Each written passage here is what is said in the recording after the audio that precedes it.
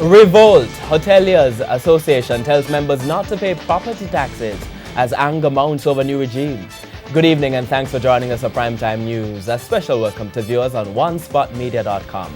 I'm Archibald Gordon. And I'm Doreen Samuels. Also this evening, don't touch it. Government facing rebellion over plans to take surplus funds from Tourism Enhancement Fund. Abandoned cops arrest the woman who left her 2-day-old baby in a bag off a highway in Kingston. Waiting in vain. Vendors in Portmore Town Centre bemoan lack of a market. Go to Walcott. The Nobel laureate Derek Walcott is dead. In the financial week, Innovate. Government called on to set future budgets to target growth.